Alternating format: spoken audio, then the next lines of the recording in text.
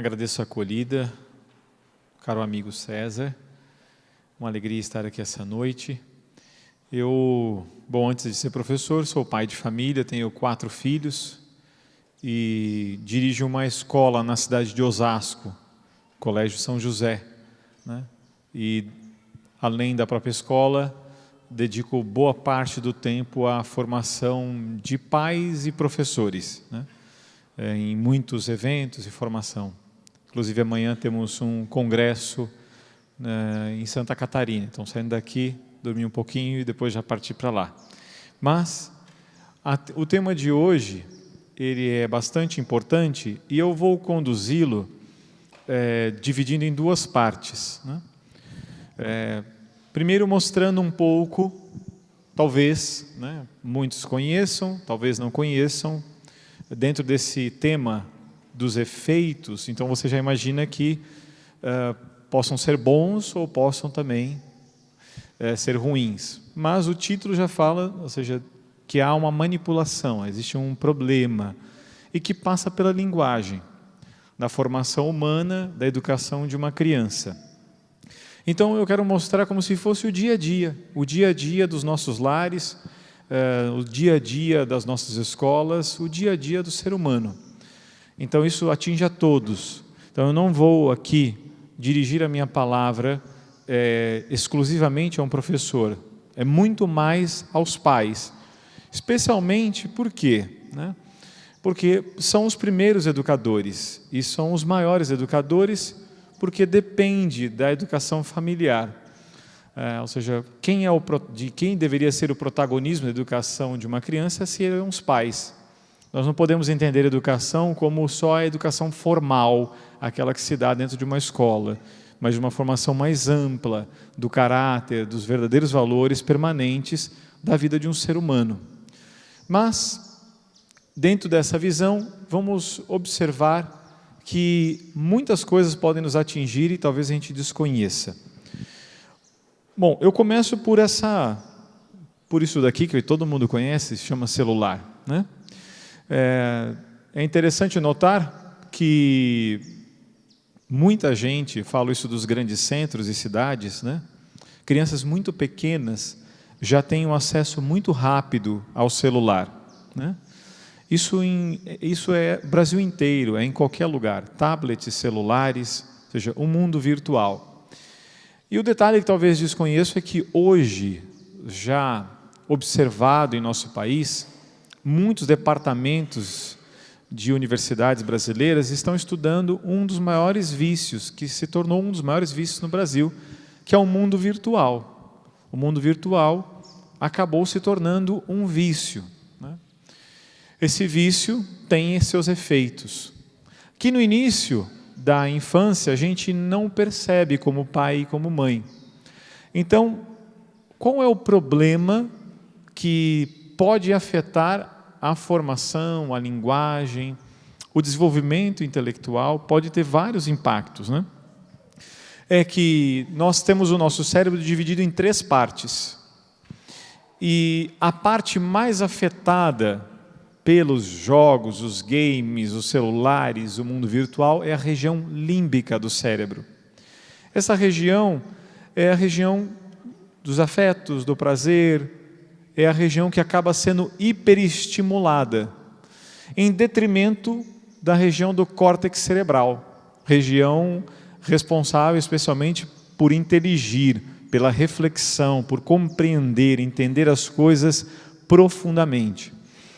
E nós temos, segundo dados, uma sociedade que vem hiperestimulando, ou seja, estimulando em demasia e permanentemente a região límbica do cérebro. Ela, por sempre fazer isso, o primeiro efeito é um efeito quase que de uma droga, que é o efeito de você estar quase que dopado. E isso se vê, por exemplo, com a irritação, que durante um certo tempo de exposição que você fica à televisão, você percebe que a pessoa fica um pouco mais cansada e irritada. Quantas vezes você não percebe, por exemplo, falando... Eu tenho filhos, né? Então, ou seja, além de ter filhos, sou professor. de você ver um jovem que ele fica um certo tempo na televisão e fala, me ajuda aqui, eu estou cansado. De falar assim, falar, eu estou cansado, mas não fez um trabalho manual, né? Não é que ele dormiu pouco, mas o que aconteceu que ficou cansado? Especialmente se ainda mais a programação que ele estava assistindo tinha um estímulo muito forte, né? Então depois ele sente um certo cansaço e também uma irritação. Um outro efeito que é bem posterior, né, que de muito tempo de exposição, é uma perda, um empobrecimento do vocabulário, por incrível que pareça, ou seja, a pessoa vai como que tendo o jovem, o modo de falar, aqui eu sei que tem jovens também, mas é apenas uma realidade, um fato que se nota em muitos lugares que se vê pelo Brasil afora. Há um empobrecimento.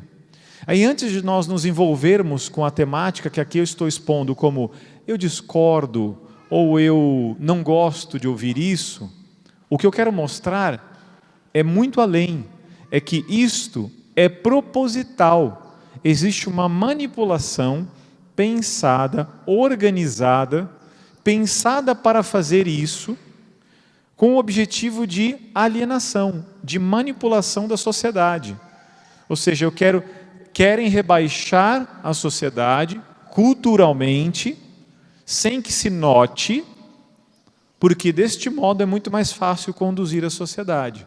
Isso é de longa data que se faz isso. Existem muitos estudos sobre os efeitos das mídias sobre o ser humano, sobre o cérebro humano. E esse é um deles, ou seja, o fato de muito já pequenino exposto ao celular, aos desenhos animados, os tipos de desenhos animados, a estimulação das cores e tal, que muitos diziam que iria ajudar, né? Que, olha, vai ajudar, ele vai ficar mais esperto. Alguns até dizem, nossa, a geração de hoje está mais rápida para as coisas, né? Interessantemente que parece mais rápida por um lado, porém há prejuízos que precisam ser observados. Um exemplo, o atual ministro da Educação, chamado Roscielli, ele deu uma entrevista que pode ser buscada na internet faz menos de 2 meses, buscando no Google, colocando assim, o ensino médio faliu no Brasil. O dado é de que cada 10 jovens que terminam o ensino médio, 7 têm problemas significativos em língua portuguesa e em matemática. 88% dos jovens têm dificuldade em interpretação de texto, dos que terminam o ensino médio no Brasil, uma média. Ou seja, o dado do chamado analfabetismo funcional é altíssimo no Brasil. Na década de 30 no Brasil, nós tínhamos, historicamente falando em dados da história da educação, cerca de, ou seja, de mais de 80% de pessoas que terminavam com 5 línguas. Nas escolas brasileiras, na década de 30, isso se vê dados na escola chamada Normalista do Rio de Janeiro, terminavam com 5 línguas. Hoje, 88% problemas de interpretação de texto, ou seja, não aprende nem a própria língua portuguesa. Então, nós estamos observando que há um declínio e não uma evolução. Ou seja, se aprendia inclusive grego e latim nas escolas brasileiras.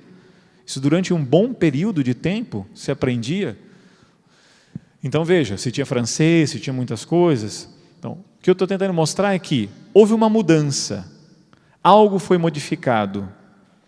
Essa mudança tem então, hoje, notamos que precisamos buscar essas causas. Existem várias. E uma delas tem sido justamente, como eu aqui dizia, o mundo virtual, o impacto das mídias no próprio cérebro. E interessante também anotar que o fato de hiperestimular então essa região límbica do cérebro, acontece um efeito também, né? Um outro efeito que é quase que subliminar, você não nota isso, né, no dia a dia, é que o jovem vai crescendo e ele tem, para tudo aquilo que é esforço, uma certa repulsa a fazer isso. Veja, depois de um certo tempo, você no game, você no tablet, e depois você pede, vamos ali fazer alguma coisa, ou seja, você vê que ele não só está cansado, mas ele não quer fazer o esforço. Por exemplo, se eu faço isso aqui, olha, em algumas escolas, eu já sei qual é o efeito. Falar, nós vamos ler um livro, tal, nós vamos trabalhar um livro. Se eu faço isso, eu coloco ele de lado para ver o tamanho do livro, eu sei qual é o efeito nos rostos de observar de muitos deles. Ufa, se eu fizer isso daqui, tem um outro efeito. E mostrar isso aqui para eles assim. A maior parte das vezes, em muitos lugares, tem um resumo. Ou seja, por quê? Porque é mais rápido. Por que é mais rápido? Porque tudo é muito rápido hoje. As propagandas são rápidas. Como as propagandas são rápidas, então você está fazendo uma sociedade fragmentária. Ou seja, qualquer coisa que seja um pouco de esforço, eu leio tal. Ótimo. Alguns sempre vão ler, mas há um índice muito grande de repulsa àquilo que se tem um pouco de esforço. No entanto, a gente vê na própria sociedade, ou seja, humana, que aqueles que nós, inclusive, às vezes admiramos, de grandes heróis, de grandes nomes na sociedade, fizeram muito esforço. Mesmo até, começando por ver um esportista, ele fez muito sacrifício, e, enfim, para poder ganhar um determinado prêmio, enfim, um título, alguma coisa assim, por toda a sua vida, fazendo muito esforço. Então, eu quero, quantas vezes com jovenzinhos de 11 anos de idade, falar, olha, eu queria ser como aquele esportista. Bom, tem que treinar bastante, fazer muito esforço, né?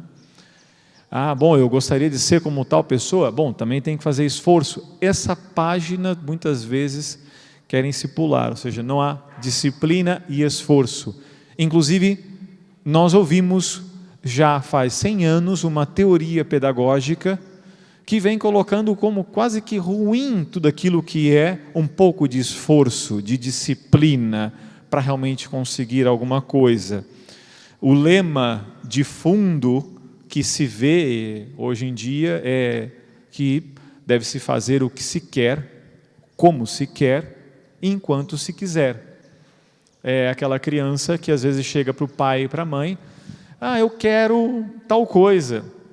E fica insistindo bastante, até uma hora que consegue dobrar o pai e a mãe. Eu já assisti isso muitas vezes, né? Até em sala de aula, um comentário, ou na porta da escola, de ver assim o filho, mãe, mas por que ele tem aquele celular e eu não tenho? Isso eu vi muitas vezes acontecer, né? Claro, por que ele tem e eu não tenho? Algumas mães dizem, porque ele não é meu filho, né? Assim, você não vai ter, se a mãe dele deu, é problema dele. Um caso que ficou conhecido na cidade de Osasco foi de uma criança que acabou sendo hospitalizada com uma doença severa por um problema vitamínico. E o caso ficou conhecido por causa justamente do problema que foi ocasionado. Quando o médico foi perguntar aos pais o que aquela criança comia, os pais falaram, olha, ele comia alguma verdura? Não, ele não come verduras. Ele come legumes? Não, ele não come legumes. Frutas? Não, também frutas não. O que essa criança come? Olha, geralmente come batata frita, Coca-Cola e come bife e tal. Mas o senhor não oferece? Não, ele não gosta. O senhor já tentou? Eu tento, ele não come. Mas e deixa um tempo maior para poder não comer? Ele não come, né? Não vai comer tal.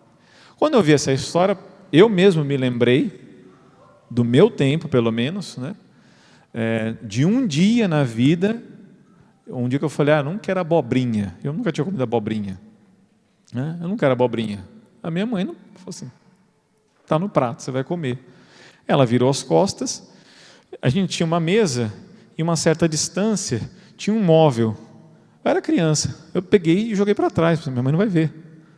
Meu irmão achou legal e os dois jogamos, né? Beleza. No dia seguinte, eu ouço minha mãe falando, chamando meu nome, chamando meu irmão. A gente vai, Belo Formoso, chega lá, e está na rua.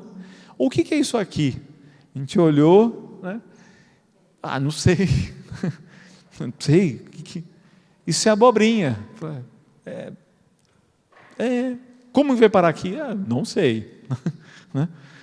Bom, mas aí não tinha muita conversa. Bom, não tem problema. vocês vão limpar, vocês vão me ajudar e vão limpar, tá bem? Então tá bom. Ah, puxa, que tranquilo, foi só limpeza. A refeição da noite foi a abobrinha. Né? Eu falei, bom, aí vamos ver quem foi da abobrinha, né? Aí fui eu e tal, eu falei, eu não quero comer, eu estou sem fome hoje. Não tem problema, tá bom, mas eu vou guardar. Guardou. No dia seguinte, era o mesmo prato requentado. Eu falei assim, não vai comer? Estava um pouco com fome, mas relutante. Falou, não tem problema, eu guardo e vai ser o lanche da tarde para você. Olhando bem, todo mundo vai comer um bolo e o seu prato da tarde vai ser uma abobrinha. Eu falei, come logo, né? Enfim, e não estava ruim, né? Mas, enfim, às vezes você não quer, mas uma chatice, que às vezes, nossa, quando criança tem uma coisa dessa. Bom, pode parecer uma maldade de uma mulher, hoje em dia até o pessoal olha assim, como, nossa, que mãe, não sei o quê. Bom, primeiro que é a minha, então ninguém pode falar nada, né? Agora, o fato é que hoje é quase que um punido fazer isso. Não, dá só o que ele quer, porque ele quer, enquanto ele quiser. Né? É o mesmo mecanismo que eu estou explicando sobre o mundo virtual. Por quê? Aquele que fica submetido durante um certo tempo a hiperestímulos da região límbica do seu cérebro através do mundo virtual, ou mesmo de uma mãe e de um pai que fica cedendo absolutamente tudo, faz todos os caprichos, está gerando de fundo sistematicamente uma pessoa que busca sempre apenas e tão somente o prazer. É só o prazer.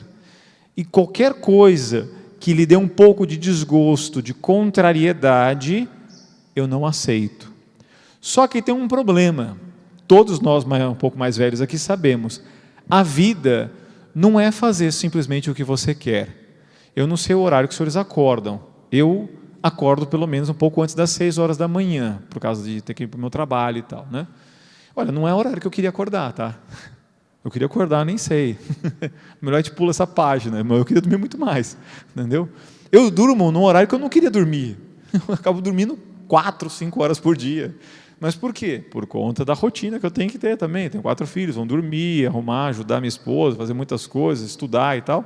Olha, eu não durmo, não acordo, não ganho o valor que eu gostaria de ganhar de salário. Não, ou seja, você não faz tudo o que você quer, não é a hora que você quiser. A vida não é assim. A vida não é assim. Ah, mas isso, de uma certa maneira, nós sabemos. O problema é que, de uma certa maneira, nós tivemos em nossa vida alguém que disse, não somente a palavra não, algumas vezes mais, mas nós fomos aprendendo um pouco com a contrariedade. Como hoje ela está sendo deixada cada vez mais de lado, se sabota cada vez mais a formação humana de uma criança, o que acontece? Com o passar do tempo, você tem relacionamentos mais difíceis. Relacionamentos no casamento, no trabalho, a pessoa, maiores carências, maiores deficiências, mais intolerâncias no relacionamento com as pessoas. Por quê? Porque eu não gosto de você, então não tenho que conviver com você. Por quê? Porque eu sempre fiz o que eu queria. Eu sempre fiz não só o que eu queria, mas se não estava bom, eu deixava de lado mesmo. Então no trabalho acontece isso. Eu conheci um casal no interior do Rio de Janeiro, que se tornou muito amigo meu, e que tinha um filho um pouco mais velho que estava numa situação como essa. E num diálogo, conversando um pouco com ele no jantar, eu falei, deixa eu te fazer umas perguntas. Como que você acha que chegou a isso? Você está me falando que seu filho nem conversa mais direito com você, você não conversa também direito com ele. Aí ele falou, olha, eu não sei, mas enfim, você foi cedendo muito? Eu não sei, não percebo isso também. Tá bom, mas qual que é o problema? É que ele não para nenhum trabalho. Então me conte um pouco disso. Quando ele foi contar a questão do trabalho, eu falei, como foi o primeiro trabalho dele? Ele disse, bom, o primeiro trabalho dele foi trabalhar comigo na minha loja. Tudo bem, durou quanto tempo? 3 dias. Ou era pai ou empregado, não dava certo. Né? Primeiro que ele queria mandar em tudo, ele achava que tinha que ser do jeito dele. Aí eu arrumei um trabalho para ele. Falei, o senhor arrumou um trabalho? Falei, olha interessante aqui. O pai arrumou na prefeitura um trabalho para ele. Demorou quanto tempo? Não demorou 2 semanas. Tá? E depois? Aí eu conversei com outro amigo, não falei que eu estava arrumando, mas um amigo falou, você tem um filho, não sei o quê. Ele arrumou o trabalho para o filho também, tal, que apareceu lá para trabalhar. Falei, o que aconteceu nesse trabalho? Ele chegou em casa falando, nossa pai, eu já estou na faculdade, você imagina, o chefe, o cara nem terminou o Fundamental 2, né? Hoje é Fundamental 2, o antigo ginásio, tal, não sei, nem terminou e tal, imagina, meu chefe, eu estou na faculdade e tal, o que ele sabe? Aí eu falei, o que o senhor respondeu? Ele falou, mas ele é teu chefe, né? Tem que aprender primeiro, para depois você, inclusive, poder ser chefe de alguma coisa também, né? Mas ele não sabe o que faz, eu faria muito melhor. Eu vou lá, aprendo todas as coisas e tal, mas você não está nem conseguindo conviver com ele. Ele reclamava de tudo, o tempo todo, e sempre reclamando das pessoas, né? Sem parar e tal. Não só nesse exemplo, mas em outros tantos que, ao longo dos anos, viajando no Brasil e estudando sobre o assunto, tenho visto, aqui sempre tem bastante passarinho, né? Não é que eu acho o máximo, mas é que eles dão uns rasantes assim, parece que vai te matar, fora a sua cabeça aqui e tal, né? Mas, enfim, continuando, desculpa, que eu vi um passando aqui, eu falei, uau, a abertura aqui maior, dá para passar, que eu não costumo ver isso em Osasco. Nem ficar ouvindo muito passarinho também, né? Mas, enfim, essa estrutura da formação que a gente não percebe tem afetado a sociedade. A gente ou não percebe, ou nega que ela exista, que está acontecendo. Só que aí eu sei que, por exemplo, eu não estou em Osasco, São Paulo, enfim, às vezes é uma cidade um pouco mais populosa, mas eu viajo o Brasil de fio a pavio, tá? Ou seja, conheço cidades minúsculas de 5.000 habitantes, 3.000 habitantes, maiores e tal. E em todos os lugares a história tem sido a mesma. A história também com os nossos filhos, com os jovens também. Por quê? Porque estamos num mundo globalizado. Existe televisão em casa, existe internet, existe celular, tablet, existe tudo isso, né? E veja, o empobrecimento não é só estatístico. Os dados que chegaram até hoje, até nós, eles são visíveis também. Um professor em sala de aula nota. Um exemplo. Um professor, antigamente, se tinha um hábito de uma questão didática, de usando a lousa, deixando registrado, e um professor era instruído, inclusive, quando ia dar a aula no dia seguinte, ele retomava o que ele tinha dado na aula anterior. Era um hábito que se fazia, um hábito que poucas pessoas têm hoje em dia, poucos professores têm, eles não retomam mais, né? E não só não retomam, como quando perguntam sobre o conteúdo, poucos se recordam. Se eu perguntasse, inclusive, às vezes faço isso, mas não farei isso aqui hoje e tal, perguntasse assim, olha, ok, você está em que ano? Estou no 1º ano de ensino médio, tá bom. Bom, nós estamos agora aqui nesse mês, tá? O que você aprendeu no início do mês de fevereiro na área de história? A não ser que ele goste muito, né?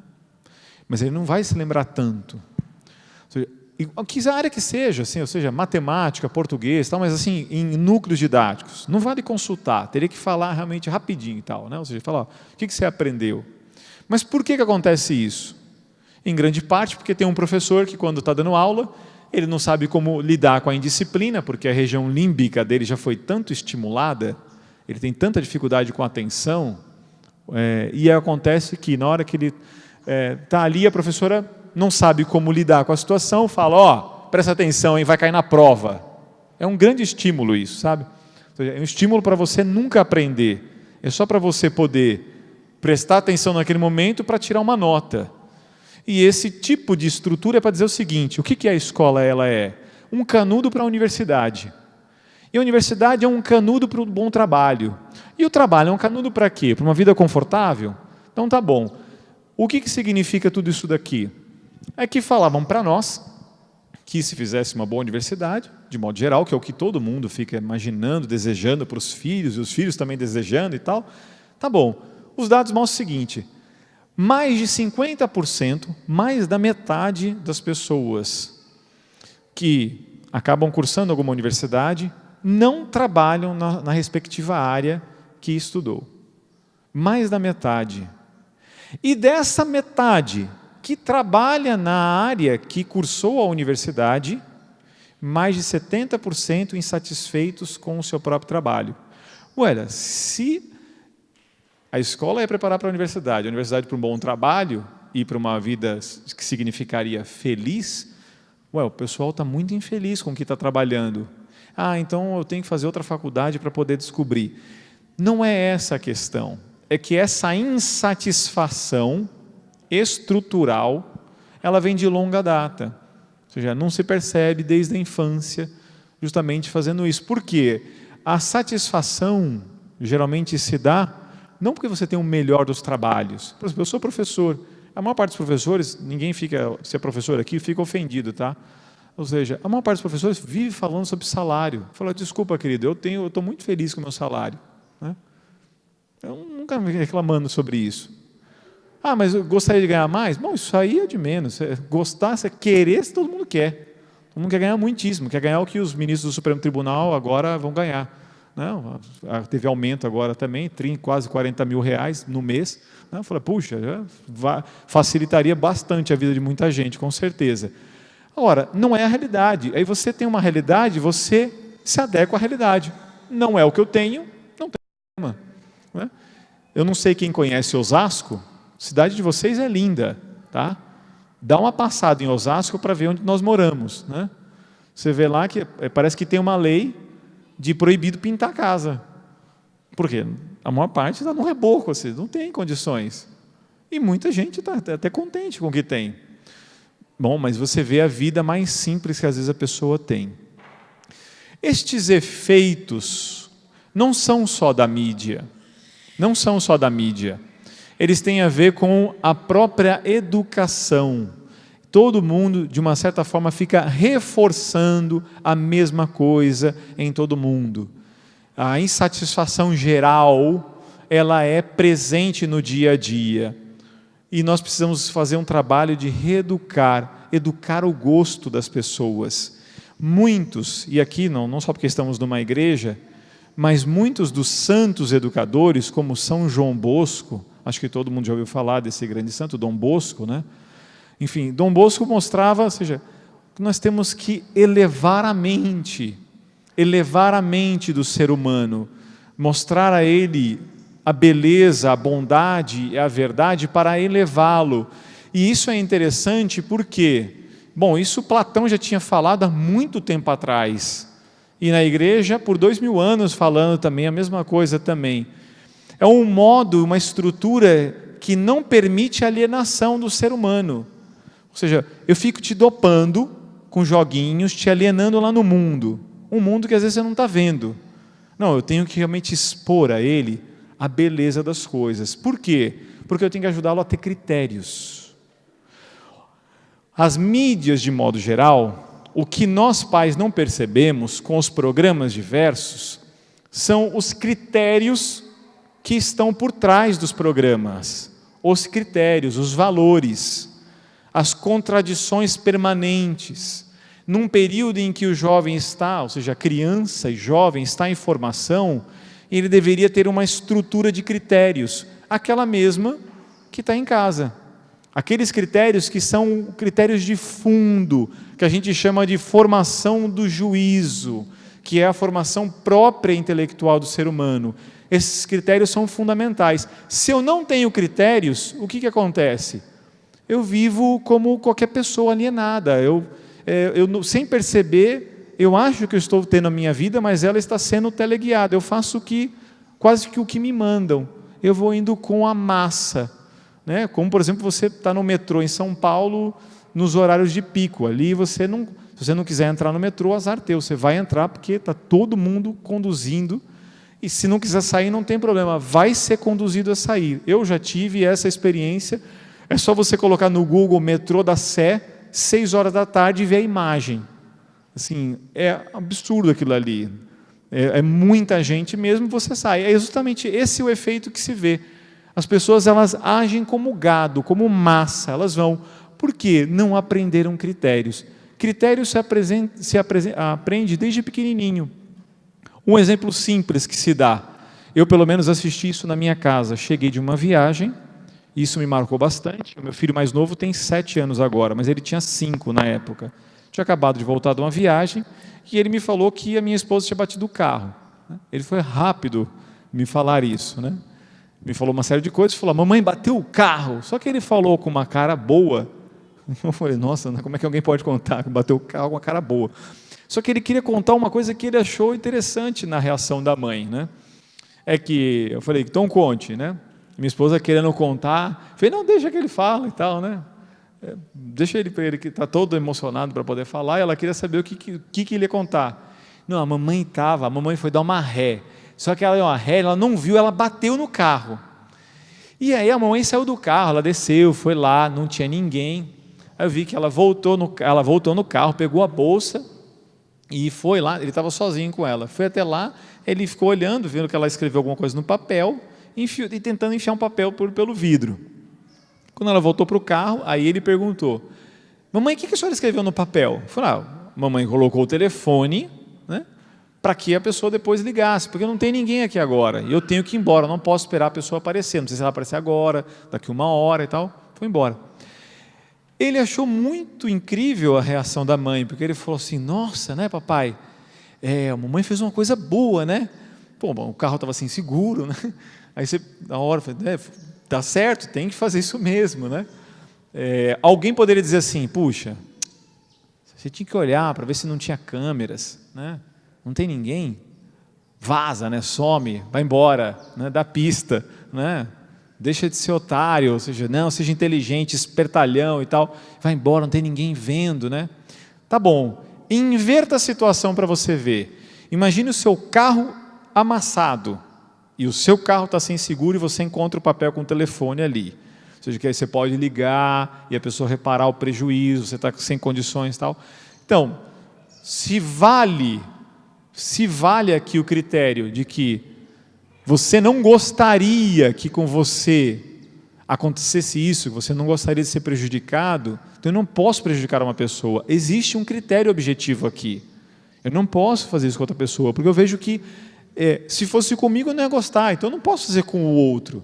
Então, para ele naquele momento, com 5 anos de idade, sem que ele entendesse o funcionamento, nem nada intelectual, chamou a atenção que a mãe foi boa, a mãe foi correta, a mãe fez o que era certo, mesmo que ele não soubesse que aquilo fosse um prejuízo financeiro, ou sabendo que seria um prejuízo financeiro, mas fez o correto. Aquelas cenas que, por exemplo, acho que todo mundo aqui, ou uma boa parte, deve ter olhado no Facebook alguma vez e ver aquela cena, aqueles filmezinhos assim, de uma senhorinha, e vai alguém, ajuda a atravessar a rua, a carteira que cai, a pessoa pega e dá, né? A pessoa acha que bonito e tal, né? Mas o que foi bonito que você percebeu ali? A pessoa fez o que era certo, ela fez o bem. Por que essas coisas são importantes? Porque elas são as primeiras, faz parte da estrutura básica do ser humano de ter critérios objetivos. Os programas não têm isso. Por quê? Às vezes o cara que parece ser a melhor pessoa, ele faz coisas de um mau caráter. E ele parece a pessoa que todo mundo se identifica. Eu, pelo menos, me recordo na juventude de ver sempre alguém que eu ficava torcendo, mas ele era mau caráter. Porque a história construída mostrava que aquele personagem era demais, só que ele era um mau caráter. E às vezes, uma pessoa que estava correta, super correta, queria mostrar como se ela fosse a errada da história. Eu lembro, há muito tempo atrás, já bastante tempo atrás, eu não sei se alguém já assistiu esse filme, 12 é Demais. Alguém já assistiu esse filme? Alguém já assistiu 12 é Demais? É a história de uma família que tem 12 filhos. Só que mostra uma família ridícula, parece assim. Uma zona a casa, 12 filhos, você imagina, um zoológico, né? Assim, nossa, uma bagunça, uma loucura e tal. Mas olha que tinha uma ideia de fundo, era tentar mostrar que uma família numerosa não é muito bom. Não é uma coisa interessante. Tá? Tentar mostrar isso. Uma vez, na aula de história do livro, quando chegou num certo trecho, mostrava 2 figuras. Mostrava um casal, bem trajado, bonito, com um filho. Uma casa de fundo bem bonita. E do lado mostrava uma família africana, com 5 filhos, todo mundo com uma cara assim, triste. A pobreza atrás. Eu achei aquilo tão ridículo, eu falei, que apelativo. Aí você vai falar, era uma questão racial. Não era esta a questão. Tinha uma outra questão, que o que parecia ser tratado sobre uma questão racial estava escondendo uma questão da família. Tanto é verdade que, tempos depois, numa palestra só de jovens, eu falei, bom, quantos anos que vocês têm aqui? 14 anos, legal. Quem daqui quer casar? Alguns levantaram a mão. Beleza, falei, vou perguntar só para quem levantou a mão. Vou fazer o seguinte, vou fazer uma conta aqui, né? Querem ter filhos? Acho que isso talvez sim, né? Então vamos lá. Quem quer ter 8 filhos? Aí foi risada geral. Todo mundo riu. Um olhar para o outro, 8 filhos? Nossa, né? Tal, né? Vai lá, 7, 6, 5, 4. Aí 2 levantaram a mão. Aí os outros do lado, nossa! 4, nossa! E tal, falando assim, né? 3, 2, uma boa parte. 1. Falei, teve gente que levantou a mão que nenhum queria ter. Alguém aí quer casar que não quer ter filho? Alguns levantaram a mão. Falei, mas você não é filho, não tem família e tal? Não é boa a tua família? Né? Então, mas antes não se pensava assim. Os dados do IBGE mostram que nos anos 60, o IBGE mostrando, eram 6 filhos por família. Hoje, 1,49 os dados do IBGE. Houve uma mudança da própria família. E as pessoas pensam que isso tem uma coisa simplesmente natural, porque não conhece os dados demográficos, de mudança cultural e que passa pelas mídias. Uma longa história que daria para poder mostrar muitos dados e documentação à vontade sobre o que eu estou falando aqui. Tá? Porque alguém parece muito estranho isso. Não, existem muitos estudos mostrando como se mexe através das mídias com o gosto, com os desejos das pessoas. Você percebe isso para comer, você vê um negócio, nossa, deu uma vontade de comer aquilo. Você viu? Quero comprar, mas não é só para isso. Mexe com coisas mais profundas. E quando a criança ainda é muito pequena, o que acontece? Eu vou mexendo com os critérios. Não tem critério. Já passa muito pouco tempo, às vezes, com o pai e com a mãe. Tempo lá na escola. E o tempo das mídias, eu vou abalando esses critérios simples, duradouros, sobre bem, verdade, o que é certo, o que é errado. As pessoas falam, o que é verdade? É verdade para você. É diferente de verdade para mim e para você. Isso é muito pessoal. Não, verdade é verdade. Acabamos de ver que você não pode prejudicar uma pessoa, você não gostaria de ser prejudicado. Existe um dado aqui real, ou seja, que nós conseguimos notar. Os filósofos da antiguidade falaram sobre isso, se debruçaram a observar justamente a verdade negada para os jovens, muitas vezes hoje. Porque eu fico fazendo contradições até negar que ela exista. Eu fico fazendo de um jeito, através dos livros, através do que se aprende sistematicamente, para gerar uma confusão. Eu não consigo mais ter certeza de nada, tudo é muito confuso, não é nada permanente, nada fixo. A família em si parece que é, às vezes, uma coisa muito má. Eu fui a uma palestra em Foz do Iguaçu, em uma universidade, em que o palestrante estava usando dessa técnica. Eu conheço, inclusive, tecnicamente, o que ele estava fazendo. Eu estava na palestra e ele chamou uma senhora que trabalhava na fundação, que eu não vou dar o nome aqui, né? E ele falou assim, você sempre trabalhou aqui? Sim. Tá bom. Já era combinado tudo, né? Tá bom e tal. Que horas você chega aqui? Chego tal horário, saio tal horário. Tá. Você tem filhos? Tenho um filho. Tá bom. Você já trabalhava antes? Sim. Que horas que você chegava e que horas que você saía? A conclusão era mostrar o seguinte, que aquela senhora podia dormir um pouco mais, morava perto, chegava mais tranquila, tinha que acordar mais cedo agora por causa do filho. Antes tinha happy hour, podia ficar mais tempo. Agora que tem o filho, fica bem, já tem que sair correndo para a escola para poder pegar. E a conclusão que essa pessoa conduziu na palestra era para poder mostrar de fundo como era ruim ter filhos. E eu via, além de ouvir aplausos, né, na plateia, eu levantei a mão, eu quero fazer pergunta aqui. Eu falei, pera lá, eu não sou um estúpido aqui. Eu falei, desculpa, eu não entendi isso aqui. É uma apologia a ser ruim ter um filho? Que você acordar um pouco mais cedo, ter responsabilidades e trabalhar e se desenvolver, maturidade e tudo mais e tal. Não, todo educado, não é isso e tal. Eu falei, não, mas foi o que você conduziu aqui. Você tentou mostrar pelo que é a vida dessa senhora aqui dentro, trabalha com você aqui, que seja isso. Eu falei, olha, a mesma coisa eu assisti num programa quando eu fui estudar em Madrid durante um certo tempo. Primeira vez que eu cheguei lá, eu estava vendo jornais com medo de falar, porque não sabia se eu ainda tinha o domínio suficiente para poder falar na rua, assustado com a velocidade que se falava. E aí vi uma propaganda que marcou minha vida. A mesma coisa que eu assisti aquele dia nessa palestra, eu vi na televisão. Uma propaganda que mostrava um mercado, a propaganda ela passa em silêncio total. Uma senhora sendo olhada com um olhar assim de crítica, todo mundo olhando para ela como se fosse criticando, ela constrangida, todo mundo a olhando, ela olha para baixo e uma criança esperneando, como que chorando, mas não tem som. Então aquela criança como que chorando e ela olha de volta para todo mundo e aí vem um texto assim na frente da televisão. Para resolver esse problema, use camisinha. E eu falei, nossa, isso aqui é um chute na cara, no estômago. Eu falei, ou seja, é a criança que era um problema? Né? Ou seja, é para você não passar essa vergonha no mercado, da criança te fazer passar vergonha, que às vezes acontece no elevador, pelo menos acontece com a gente, ou qualquer outro lugar e tal, né? Que a mãe fala, fica quieto, tá? Depois a gente vai conversar, né? Tá.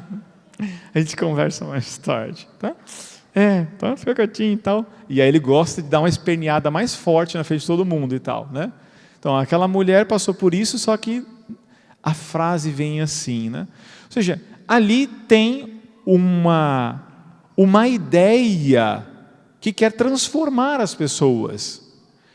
Talvez, no meu caso, eu fiquei chocado, mas tem gente que vê aquilo como muito natural e vai aderindo, absorvendo, por quê? Porque é sistemático, é permanente, é muito conteúdo, toda hora mostrando, os programas da televisão toda hora tirando sarro de quem tem um casamento sólido, toda hora tem alguma criticazinha, sempre tem que fazer os casos de família, tem até programa com isso, aí é sempre barraco, é sempre discussão ridícula de gente que parece que se odeia, quer matar o outro, que traiu com não sei quem, que é sempre alguma coisa maluca na vida e tal. Aí você acha que aquilo é um bom exemplo? E é aqui que eu queria chegar. A educação de um jovem precisaria ter muito mais presente a figura de um verdadeiro herói. Eu não estou falando super-herói, de um verdadeiro herói.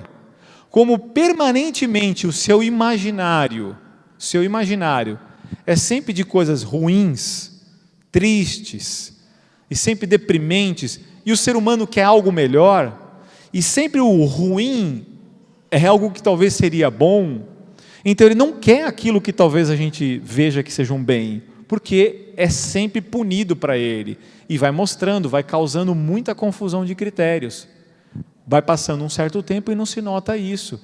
Ele vai chegar e não vai fazer às vezes a grande escolha. Porque você acha que alguém que escolhe se drogar, ele estava assim, não, eu estou assim, eu quero me matar. Não. A maior parte de pessoas que se drogam, de jovens que se drogam inclusive, estão buscando no fundo de uma carência, não só o prazer, mas alguma coisa que lhe tire de alguma coisa que parece pesada, mas que ele queria experimentar um amor, alguma coisa assim maior naquilo lá. Não é assim, eu estou doido para me matar, a não ser que realmente a vida não tenha mais sentido, mas a maior parte não busca por isso. Vai sendo como que condicionado a pensar deste modo. Então, o herói, ele está muito ausente na própria formação humana.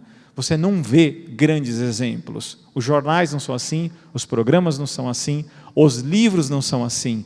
A maior parte das pessoas nem conhece vida de grandes heróis. Começa a falar, irmão, pensa aí você, pensa com você, 5 nomes de grandes heróis realmente. Eu consigo lembrar, não, mas eu estou falando de gente de caráter, gente grande, gente realmente boa que já viveu aqui e que deixou alguma coisa que a gente inclusive se lembra. Vou dar um exemplo de muita gente que não sabe. Por exemplo, nós devemos muito ao pai da língua portuguesa, que é Luís Vaz de Camões. escreveu uma grande obra chamada Lusíadas, praticamente ignorada em nosso país. Um livro lido por ninguém. E o que vai acontecer? Pegue Lusíadas, entre na internet, consulte Lusíadas e veja lá os primeiros versos. Vai achar que aquilo é grego e aquilo é português. As armas e os barões assinalados. O que ele está falando aqui? Que bobagem, não sei o que e tal. Então, por que eu não aprecio isso? Porque eu fui alienado. Eu não fui educado para apreciar isso. Quando chegam para a gente lá em Osasco, fala assim, porque Osasco é sempre, o pessoal fica tirando sarro de Osasco em qualquer lugar, né?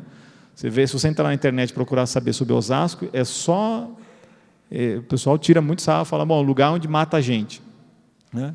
Em São Paulo era o lugar onde falava isso. O Gil Gomes fazia programas falando, ou seja, o lugar onde acabavam jogando, desovando as pessoas era Osasco. Né?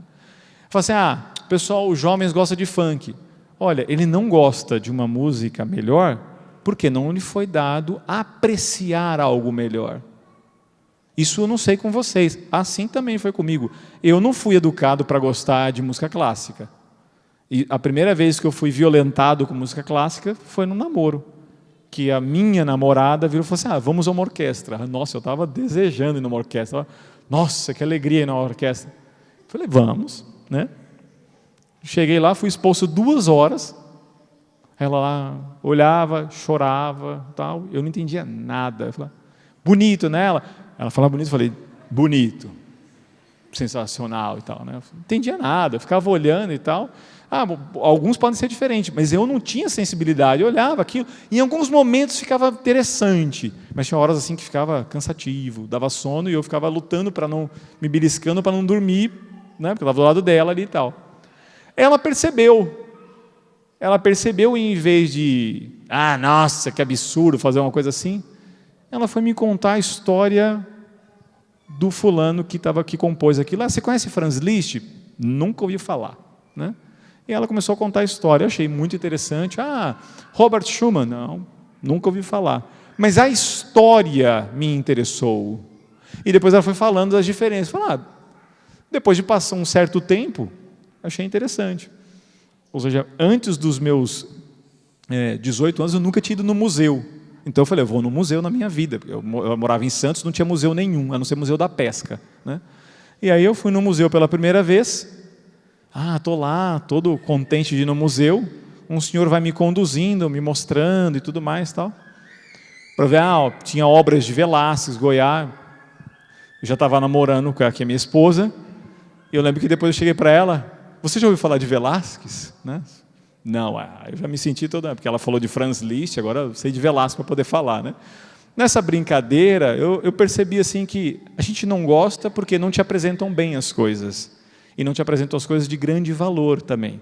A gente é massificado sem perceber através da nossa pobre educação brasileira atual. Não te colocam para ver quem foi Antônio Gaudí, qual foi a sua obra, o que já foi feito na Europa, a beleza histórica do Ocidente, do que foi construído. Não, fica mostrando sempre coisas ruins hoje em dia para nós. E isso, há um problema nos critérios. Para você educar nos critérios, tem alguns passos. E nessa noite não era só mostrar problema, era tentar mostrar de um modo bastante assim, simples e direto, a estrutura de educação de uma criança, falada por Santo Antônio Maria Claret. E que, inclusive, grandes pedagogos também, de grande nome, olhavam a mesma coisa, um tripé. Exemplo, orientação e correção. Essa é a estrutura básica. Mas, primeiro vem um exemplo. São João Batista de La Salle, ele inclusive começa dizendo isso, o exemplo não é teatro. Não é teatro. Como ninguém vê uma vida exemplar de uma pessoa boa e de caráter, eu não almejo ser igual. Eu vou ser igual a todo mundo porque não existe algo melhor. Ninguém me coloca no meu imaginário algo mais alto. Você mostra para um jovem como que foi a vida de Santa Madre Teresa de Calcutá, puxa, é uma vida bonita de você olhar.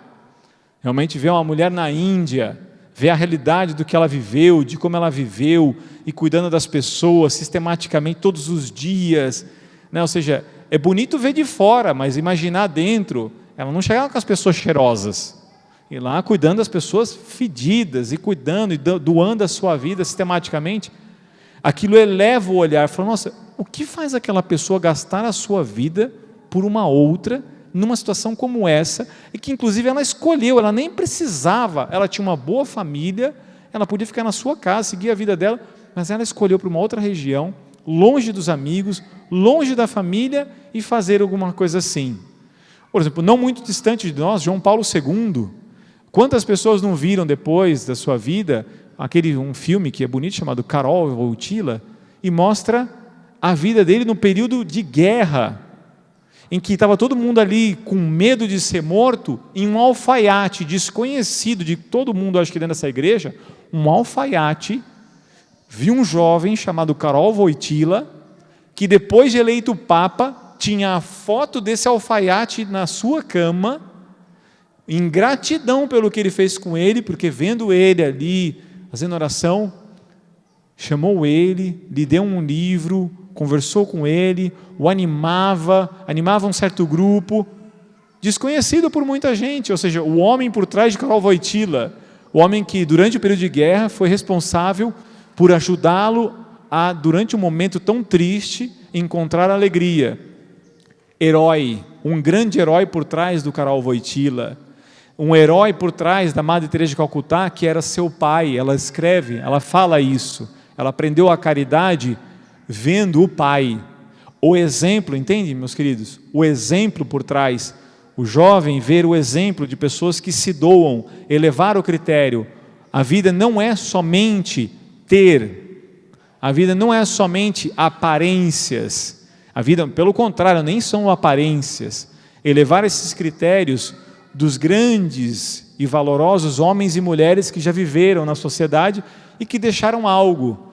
Isso tem um valor que a gente não percebe, que é de fundo, que é inclusive de ideal, de referência. E se você acha que isso não é verdade, eu te provo. Quando eu morava em Santos, eu me recordo que o Neymar, o Santos se tornou campeão, e o Neymar era um jogador que apareceu do nada. No dia seguinte, entrando na sala de aula para dar aula, encontrei 5 jovens com cabeça raspada, igual o corte moicano do Neymar. Por quê? Porque ele virou o herói ali, era a referência, queria imitar alguma coisa que parecesse com ele. Ou seja, o corte de cabelo tinha alguma coisa a ver, todo mundo queria imitá-lo. Aí aparece alguém, por exemplo, eu fiz judô a maior parte da minha vida, e me recordo que uma das coisas que me impulsionou no meu tempo era ter visto o Aurélio Miguel, que ganhou uma medalha nas Olimpíadas. Falei, nossa, quero fazer judô. Uma coisa de garoto que tive. E fui fazer. Muitos viram no vôlei, outros vieram na natação, Gustavo Borges e tal. Vão lá e imitam. Por que imitam? Porque o ser humano busca a referência. O problema é quando a gente não põe boa referência. Põe ali, sempre da televisão, mostrando pessoas, às vezes, que é o anti-herói, de contravalores, que confunde. Antes se tinha muito isso, hoje é cada vez mais diminuído. Os programas não apresentam os grandes heróis, não apresentam a pessoa de verdadeiro valor, parece que é sempre tirar um proveito de alguma coisa. Então, aqui a lição do exemplo, ela é mais importante do que a gente imagina, porque eu me recordo de uma jovenzinha com a mãe numa rodoviária. Eu nunca me esqueci, muitas vezes cito isso em palestras. Eu estava atrás dessa senhora e ela foi ali comprar um lanche, a filha menor, as duas estavam muito bem arrumadas, né? Eu acho que ela era para uma festa.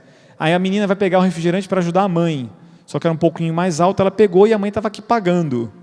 Na hora que ela puxou, o refrigerante virou nela. Quando já virou nela, a senhora fez um rosto assim, já imaginou o que ia acontecer, né? Foi isso mesmo que aconteceu. A mãe não estava vendo, quando a mãe olhou, a mãe assim, ela olhou, mas foi tanto tapa, e era tapa na cabeça que não acabava mais, né? Aí naquela hora assim eu olhei e falei, não, mas para que isso? Você não sabe o que você faz na hora, você quer sumir, você quer tipo, calma, é só refrigerante, né? É vontade de falar, está indo para a festa? Vai terminar assim. Por que tem a propaganda da Omo? Que vai terminar desse jeito, só antecipou o final da festa, senhora, relaxa, é criança, é normal, é só sujeira, né? Mas não, batendo. Ou seja, ok, pai e mãe. Então é muito importante a aparência, porque sujou a roupa, porque quebrou o vaso, porque destruiu o negócio e tal. Aí quando realmente o erro é real, de uma falta de caráter, de uma coisa realmente má, o pai e a mãe não estão nem aí. Aí ele não corrige, mesmo que com jeito, não corrige. Mas aquilo ali, ou seja, é um bem material, é só isso que importa na vida. Aí isso você corrige, né? Isso você encontra. Bom, estamos na igreja. Se você pegar as Sagradas Escrituras, me encontre um trecho da Bíblia em que alguém está sendo punido porque quebrou o vidro. Entende? Não é que não é para punir. Não estou falando isso. Falo assim, você não deve fazer isso. Tá? Isso é errado, você custou. Ok, tá bom. Só que se você só mostra isso, bom, é isso que importa na vida. E se quiser fazer, não tem problema. Santo Antônio Maria Claret vai mostrar claramente o que vai acontecer com você. Você vai fazendo isso, e o que vai acontecer? Ele vai dar valor para as coisas e não vai te dar mais valor para o pai e para a mãe. Por quê? Porque só mostra que tem valor para essas coisas. Olha, Claret viveu no século XIX, tá? Não é agora. Ele vai mostrando o que acontece. Essa falta de exemplo, de verdadeira moderação. Não só essa senhora também, mas um outro que mais me chocou ainda. Eu estava com meus filhos na fila do aquário, e o fulano que foi pagar ali o ingresso, na nossa frente, estava com o seu filho, e aí tinha uma plaquinha assim, mostrando qual era a idade que você entrava isento. E o pai falou, uma inteira e um isento. O garoto virou e falou, pai, né, ele começou a falar a idade dele, ele falou, pai, para falar que era meia. A cena, eu estava atrás, assim, o pai só, assim, cala a boca, não é tal, né? Aí uma inteira e uma isenta. E deu assim e tal, e foi saindo, e conforme ele foi saindo, o garoto assim e tal, né? Falou, o dinheiro que se eu gastasse ali, eu não podia comprar o sorvete para você, né? Eu ouvi a frase. Falei, nossa, olha que pai bondoso, ele estava tentando justamente economizar para dar o sorvete, né? Não, ele estava sendo desonesto. Essa é a realidade. Entende? O que está acontecendo aqui? O filho estava mostrando qual é a idade dele. Meu pai não sabe a minha idade? Né? Ou seja, não, ele sabe qual é a ideia. Aí depois vem criticar, filho não pode mentir, né? O homem não mente. Tá, acabou de mentir? Né? Ele falou, não, mas eu não faço isso na minha casa. Nos seus pais que têm celulares aqui dentro, e se alguma vez teu celular tocou e o teu filho pegou o celular, alô, né? Tá, papai é para o senhor. Quem que é? É o fulano. Diz que eu não estou, né? Aí o moleque tem 5 anos de idade. Meu pai falou que ele não está, né? Aí o pai, moleque, foi o que você falou, né? E tal. Ele tem 5 anos e tal, né? Mas quando ele tem 10 anos de idade, ele já entendeu que não existe verdade, é mentira. Aí ele olhando para o pai, meu pai não está. Sabe o que aconteceu? Minha mãe caiu da sacada. Ele mora no 8º andar, né? Meu pai caiu da sacada, minha mãe caiu e olha, quebrou a perna e tudo mais, está correndo e tal. Inventa um monte de mentira. Quem é professor aqui? Tá bom. Alguns dos senhores professores, alguma vez aconteceu, pelo menos comigo já aconteceu, fulano, o trabalho. Ai, professor, o trabalho. O senhor não sabe o que aconteceu com o trabalho. O que aconteceu? O meu cachorro comeu. Comendo papel assim? Né? Sempre tem um aluno que, não sei vocês, o trabalho sumiu. Né? O trabalho sumiu, Nunca me esqueço de um garoto, não posso falar o sobrenome dele aqui, um João e tal. A pior, eu não sei que ele pegou de surpresa, né? Seu trabalho. Professor, aconteceu uma coisa muito triste. O que aconteceu? Eu assim, a minha mãe morreu. Eu olhei para o moleque, eu falei, o que você está fazendo aqui? Eu falei, tá.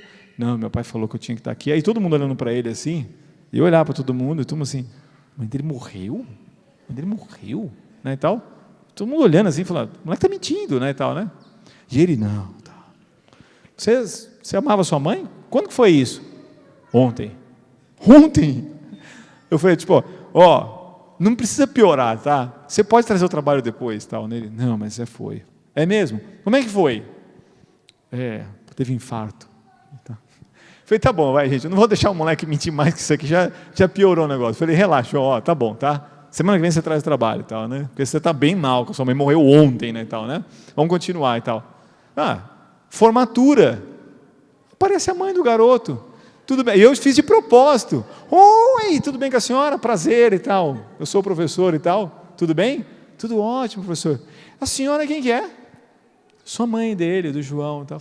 Mãe, ressuscitou, pô, o garoto faz milagre aqui. E na frente de todo mundo, eu já sabia isso, mas eu falei, um dia eu ainda pego a mãe viva e eu vou falar para ele, o trabalho, João. Ele lá assim. Mas por quê? Que não tem problema mentir, entende? Não tem problema, a mentirinha, é um trabalhozinho, não tem nada demais. Só que fica todo mundo irritado quando o cara rouba a gente, político, não sei o quê. Quando é que ele aprendeu a mentir? Com quem? A gente pensa que é assim, um dia o cara vira político e fala, a partir de hoje eu vou mentir para sempre, né? Não, ele aprendeu antes, gente. Ele aprendeu numa sociedade que todo mundo mente e ninguém se esforça por ser verdadeiro. Então não existe por que não ser verdadeiro. Todo mundo vai sempre enganar. Não é verdade, porque se isso for verdade, eu não sei o que vocês estão fazendo aqui dentro. Porque é mandamento de Deus, inclusive. Está no 8º mandamento. Viver a verdade, testemunhar a verdade, inclusive negar todas as ofensas à verdade, a maledicência, a mentira, tudo que vem contra a verdade. Quantos nos foram os mártires de grandes homens que foram mortos, inclusive não mentindo.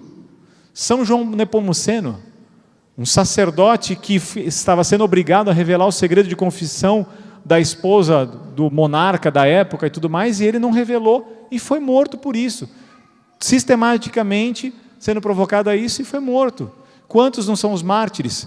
O padre Brebeuf, padre canadense, um padre, não me lembro a origem dele, acho que é francesa, ele vai para o Canadá, um dos evangelizadores jesuítas, preso pelos índios apaches, colocado numa árvore, totalmente trucidado, ou seja, arrancado as unhas, eles fizeram aos poucos para que ele sofresse, escalpelando, furando os olhos, tirando a língua, até que mataram o sacerdote, 3 horas de tortura.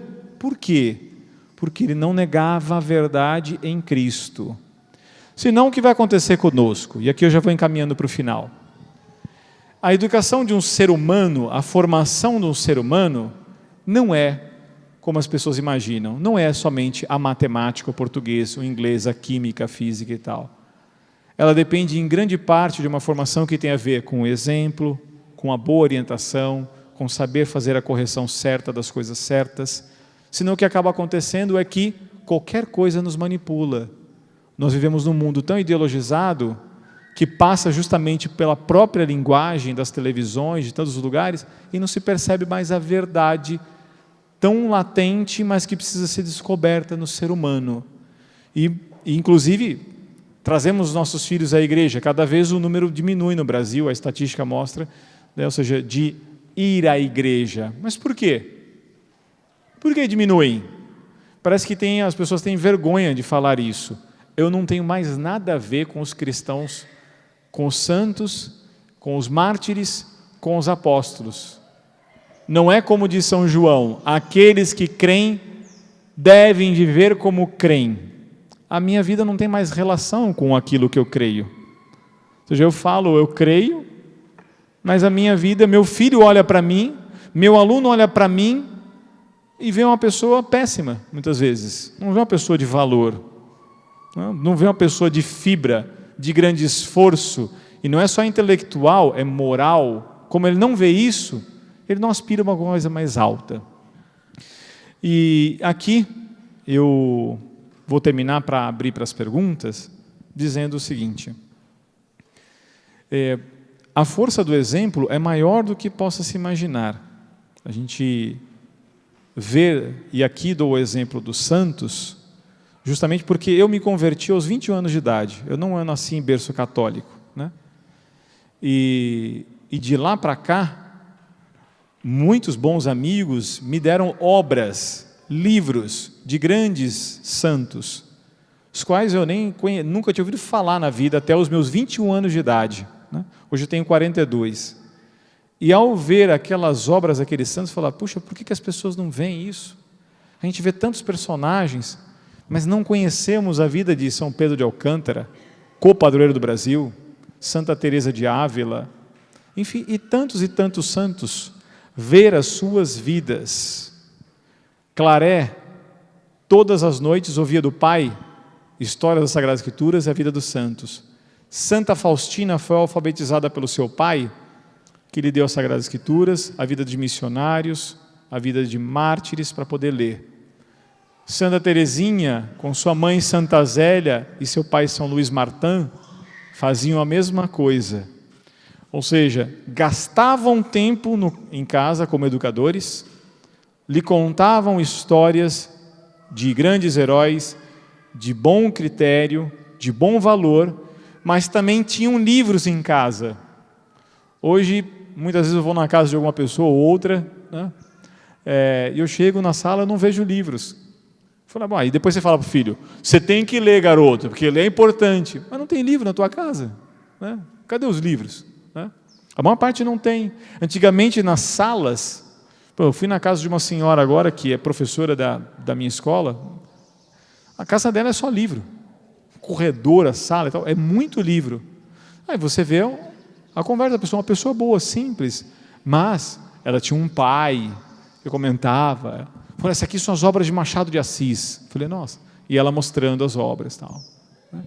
E assim a família inteira, ela teve um pai que a estimulou, né? Que lhe deu realmente condições de ser uma boa pessoa, em todos os sentidos. Então, às vezes, nós precisamos observar que a gente gasta dinheiro, entretenimento e tantas coisas, mas não gastamos todos os meses com bons livros, ter bons livros, dialogar mais em casa, ter mais tempo também com os filhos. A minha frase para abertura, e aqui eu vou terminar com essa frase, é de João Paulo II. Ele fala, desse modo nas cartas às famílias, hoje os filhos são órfãos de pais vivos. Os filhos são órfãos de pais vivos. Estão em casa às vezes, mas os pais não gastam tempo mais, não estão ali muitas vezes, estão ali conversando, observando se os critérios foram aprendidos, se ele precisa de um auxílio para discernir entre uma coisa equivocada, escolher o que é o certo, e que talvez precisasse, ele não tem. Menos de 1% dos jovens, um pouco chocante que eu vou falar aqui agora, talvez para alguns, conversam ou já ouviram sobre amor humano, sobre a sexualidade humana com os pais. Quando eu pergunto para os jovens, eles falam, pai é pai, rapaz. Imagina, professor, eu vou falar com meu pai sobre isso? Eu estou falando sobre amor humano. Eles vão olhar na internet com os amigos. E talvez os critérios sejam bem diferentes daqueles que você está imaginando, mas não sobre o grande valor do que é o amor, de se doar, renunciar, realmente, para poder saber realmente se entregar para uma pessoa, para uma vida inteira, muitas vezes. Não há isso. Não há o diálogo, não há os critérios. Tenhamos atenção, porque se falta tudo isso, qualquer ser humano é manipulável facilmente. Qualquer um é manipulável. E eu estou convencido, por ter uma escola, que a maior parte de contato com os pais, eu tenho que mostrar para eles artigos científicos para poder falar, pai, ele não precisa de celular. Mas professor, não sei o que, vai ser um inferno se eu tirar o celular e tal. Eu falei, ele não vai sentir falta, eu lhe garanto, se você chegar antes realmente com tempo e grandes ideias e bons livros, vai, faça a experiência. Alguns estão fazendo e estão vendo grande mudança, mas é lógico que exige empenho, esforço e disciplina. Muito bem, eu vou abrir perguntas, né? Quem, por algum motivo, pelo horário, né, precisar sair e tal, só uma indicação, no fundo, eu não sei onde é que está, eu acho que está do lado de lá, para o outro lado e tal. Tem obras, estou falando de livros, não com esse intuito, mas é porque se eu vou falar também eu tenho que indicar, né? De grandes autores, de grandes santos, inclusive, né? Sobre a educação de filhos, né? São João Crisóstomo, Santo Antônio Maria Claret, o livro que eu falei. E livros assim, para não morrer, né? Livros mais fininhos assim também, tem vários ali. Mas também tem esses assim também. Abade René, sobre o Catecismo da Educação, né? Ou seja, um livro mais completo sobre toda a esfera da educação de uma criança e de um jovem. E, enfim, tem todos os livros ali. Toda a compra, ou seja, desses livros, ou seja, se reverte na manutenção da nossa escola.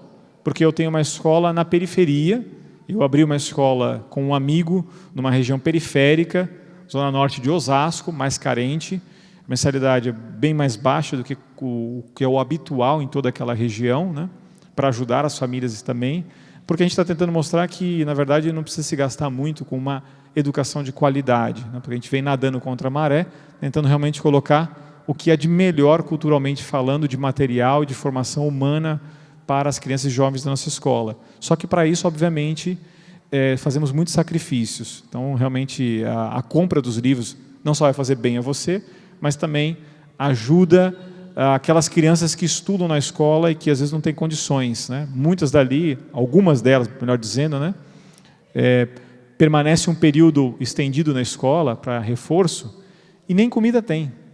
Ou seja, hoje mesmo, quando fui sair da escola, eu não sei se você tinha reparado ali, que você estava sentado ali do meu lado ali, um dos garotos que estava ali, ele falou, não, eu vou comer quando for para a minha escola. Eu falei, que hora você comeu? No café da manhã. Ou seja, ele ia comer às 5 horas da tarde, sem almoço, entendeu? É a minha realidade ali. Ou seja, crianças realmente carentes e tal. Eu falei, não, vem cá, vamos lá, vamos resolver isso aqui agora e tudo mais, você vai comer aqui sim, né? Mas eu já estou atento porque eu já conheço os alunos que eu tenho ali, né? Então, como a gente está fazendo isso, dando as costas para o governo, dando as costas para todo mundo, eu falei, obrigado, que daqui eu realmente estou apostando na educação, estou tentando elevar realmente o que é de melhor e mostrar para essas crianças de verdade o que é o bom, o que é o bem. Então, se puderem nos ajudar, agradeço muito e abro então as perguntas para que a gente possa aproveitar esse tempo final ainda.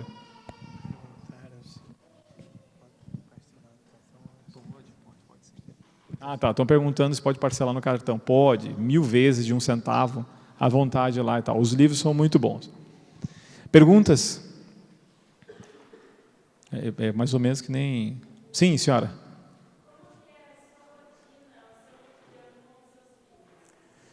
Bom, ela mudou um pouquinho porque agora passamos mais tempo dentro da escola, né? A rotina é baseada em 5, digamos, na mão aqui, né? Ou seja, meus filhos têm um tempo de oração, de estudo, de ajudar em casa, de descansar e de brincar. Princípio que Dom Bosco falava. Então, a gente divide isso com muita naturalidade, né? E tempos, eu falo tempo de estudo em casa. Ou seja, nós sentamos todos para... Cada um vai estar lendo o seu livro, a obra. Só que eu dou como tarefa uma coisa. Livro lido, livro retido. Então, ao lerem, eles fazem uma síntese. E estão tão acostumados que eles acham o máximo ter que gastar o tempo de contar o que eles leram. E não são livros de 20 páginas. São livros realmente, às vezes, até, ou seja, mais densos. Meu mais velho tem 12 anos. Já leu não só Lusíadas, Miguel de Cervantes e tantas outras obras, e fazer realmente uma síntese da obra. Mas as nossas crianças estão acostumadíssimas na escola a fazer isso também, não é só os nossos filhos. Mas de ler e fazer uma síntese. Gastamos um tempo muito com leitura, em voz alta, como se lia até pouco tempo em sociedade. Esse emburrecimento que fizeram, que a pessoa lê em silêncio, as pessoas não sabem que ninguém lia assim antes, né? 18 séculos se ensinando como é que se lia. Por que ler em voz alta? Porque você aprende a entonar, né? Você aprende os tempos, as pausas, a respiração, ajudava-se muito, porque você está mexendo com outras áreas do próprio cérebro, do corpo humano também, e outros sentidos também, né? Então se lia muito, se fechava e depois se fazia uma síntese. Então a gente divide o tempo com isso, com muito tempo de brincadeiras, mas também trabalhando em casa. Isso todo mundo, né? Meu garoto de 12 anos lava o banheiro, limpa a casa, comigo, eu fazendo, todo mundo também. gastando tempo sempre bastante assim, alegre e juntos em casa também, né? Hoje diminuiu um pouco o tempo por causa do meu tempo na escola. Então, o meu mais velho não tem condições de voltar, porque minha esposa também é professora na escola, né? E como ela é professora de inglês, de religião na escola, então às vezes ele fica um período estendido e ali a gente organiza esses momentos, né? Mas dentro dessas ações que eu disse aqui também, né? Ou seja, e rezar também, que a maior parte das famílias não gastam tempo de oração, não leem sobre a oração e sozinho, como muitos dos santos nos ensinavam também, né? Porque a única satisfação que tem é Deus na vida, né? E isso se aprende intelectualmente e inclusive também para levar para o coração. Outra pergunta? Ou se quiser fazer mais, também à vontade. Sim.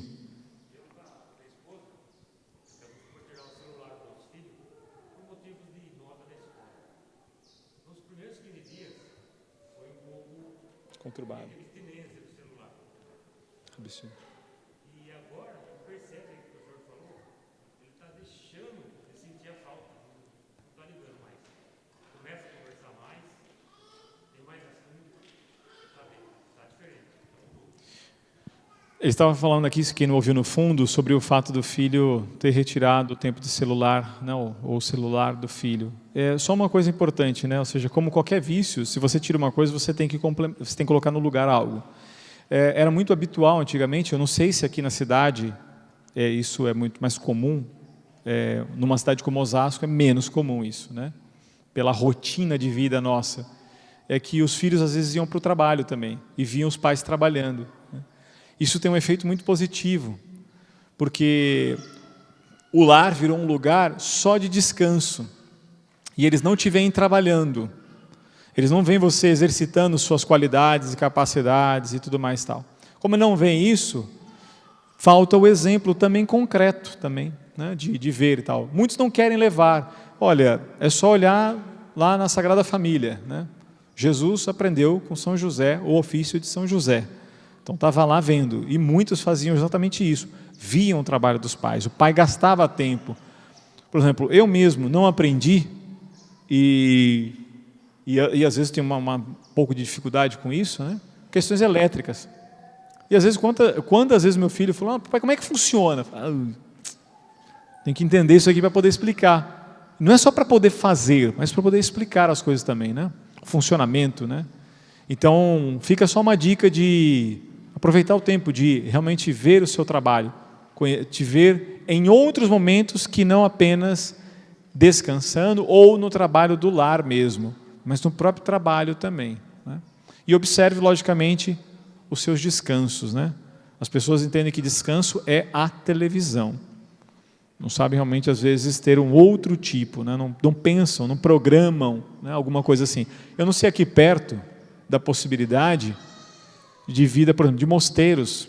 Não sei se aqui tem, né? Religiosos, estou falando, católicos e tal. Isso é uma coisa que muitos dos santos fizeram isso. São João Paulo II falava disso, do filho conhecer a igreja viva, em 2000 anos, as inúmeras diferenças. Por exemplo, eu estou em Osasco, então eu quero ver as concepcionistas, né? Enfim, vou lá de Santa Beatriz, né? Santa Beatriz Silva, vamos lá para poder ver como é que é aquilo lá, o mosteiro, como é que é aquele tipo de vida, carmelitas, franciscanos, dominicanos, não sei, mas só que tem um efeito de você ver também tudo isso, que o entretenimento não seja só brincar também, tem muitas formas, né, culturais de se elevar sobre isso. Só para aproveitar o gancho, viu? Você queria fazer uma pergunta?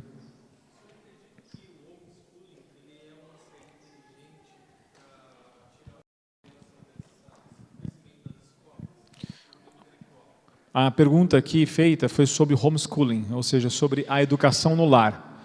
Para quem talvez não esteja por dentro, o Supremo Tribunal Federal recentemente, na verdade não era papel do Supremo Tribunal, que o Supremo Tribunal já há muito tempo está fazendo papel que não é dele. Tem 3 poderes, quem cuida de legislar é o Congresso Nacional, mas o Supremo, nesse período de ativismo judicial, está fazendo às vezes do Congresso, ou melhor, está na verdade passando por cima, né? E com isso estava julgando a questão dos pais que querem educar no lar. Primeira questão sobre isso, Olha, qualquer pessoa sensata, no caso dos juízes que estivessem ali, um pai que viesse falando assim, eu quero educar em casa, acho que um juiz deveria perguntar o seguinte, por que você está querendo fazer isso? Aí ele ia ter que responder, porque a escola está ruim.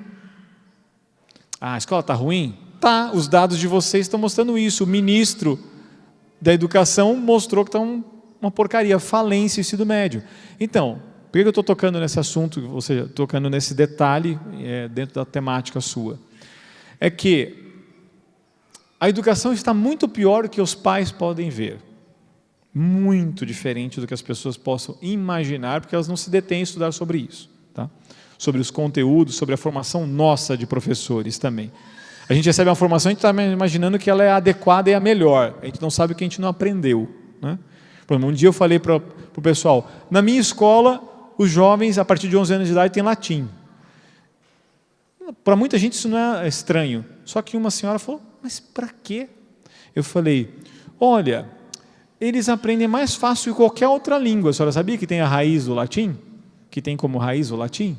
É uma língua abstrata, lógica, ajuda para exatas. Enfim, poderia ficar dando vários exemplos, eu fui explicando para ela. E ao mostrar um conteúdo, eu digo o seguinte, ou seja, a educação tem um monte de coisa que não é aprendida e que em casa às vezes você pode fazer. Em muitos países, inclusive bem mais desenvolvidos que o nosso, como nos Estados Unidos, por exemplo, é uma realidade, é aprovado, é um direito e podem fazer. Existem universidades que recebem somente alunos, por exemplo, que saem de educação no lar. E alguém poder falar, mas ele vai deixar de aprender um monte de coisa. Olha, eu por 3 anos fui homeschooler. Eu só voltei para uma escola com meus filhos, porque eu ainda não tinha escola, né? Era um crítico das escolas atuais, porque eu fui denunciado. E como eu fui denunciado, eu tive que voltar. Mas eu falei assim, ó, eu volto, mas eu vou mostrar que realmente a educação está péssima. Apliquem a prova aos meus filhos, mas não apliquem provas da turma dele. Aplique provas de 2 anos acima. Porque eu dopei meus filhos? Não, com muita naturalidade tratando. Não aquela aulinha de geografia morta, de história sem sentido, em que o aluno está falando, aprendendo Guerra de Canudos, aí o garoto entende mais que o professor. Mas professor, não é tal coisa? Isso não vem ao caso agora. Né? Porque ele não entende e tem vergonha de falar que não sabe, não domina realmente mais nada e tal. Ali em casa estava fazendo muito mais que ele. Então, muitos pais homeschoolers estão fazendo 1000 vezes melhor que muitas escolas brasileiras. E é um número crescente de pais em todo o país. Sou amigo de várias pessoas que fazem isso, pessoas muito conhecidas, inclusive. Inclusive, nessa jornada aqui de vocês, na segunda-feira veio o Tibi e a Déia aqui também, que são pais homeschoolers. Né? Então, é uma realidade que deveria ser aprovada um direito. Contudo, e aqui eu termino a resposta, os santos educadores, La Salle, Dom Bosco, Santo Henrique de Ossó, Santa Sofia, Madalena Barra, enfim, uma lista enorme de santos, fizeram escolas. Né? Então, essa escola parasitada, que Pio XII, já em 49, falava que foi tomada, assaltada, alterada a sua natureza e seu fim, essa escola é muito diferente do que deveria ser. Então, como eu estudei História e Filosofia da Educação, eu falei, não, entendi o recado. Escola não é uma coisa ruim, depende do que você faz. Então, nós nos formamos como grupo de professores juntos, formei uma parte dos meus professores e formamos uma escola bastante diferenciada, né? Ou seja, do que se aprende dentro dessa escola, na cidade de Osasco e outras que estamos ajudando a abrir pelo Brasil afora. Então, hoje eu vejo que o que nós fazemos lá, o pai homeschooler não consegue fazer. Ele não vai conseguir nem fazer uma parte nem de porcentagem que é feito lá, tá? Mas é porque é uma gama, uma constelação de bons professores, né? Porém, tem um valor muito grande, sim, um pai e uma mãe que despertaram e perceberam que a educação dos seus filhos é muito mal, em todos os sentidos. Tem muita gente despertando e acho, então, que pode ser um caminho. E, independente do que eu acho, a Santa Sé também se pronunciou sobre isso. Há cerca de 2 anos atrás, emitiu uma nota favorável nesse período ideológico, ou seja, a Santa Igreja Católica falou, olha, quer fazer? Faça. A educação realmente no mundo está muito ruim. E os autores são vários. Inger Enquist, se tornou conhecida agora no Brasil, uma escritora sueca, que vem mostrando o declínio educacional no mundo. Saiu, olha, quem quiser buscar na internet, saiu na revista Época. Está escrito assim, bem na capa, assim, burrice. É assim, bem na capa, enorme assim tal. É uma matéria enorme de pesquisadores que mostraram como foi diminuindo a cultura no mundo. Eles falam de que o QI abaixou e tudo mais, vão dando dados de que nós estamos num declínio real, constatável. E não é só no Brasil. Né? Mas é por quê? Porque mudaram conteúdos, grade e formação de professores. Perguntas? Sim. Sim. Sim.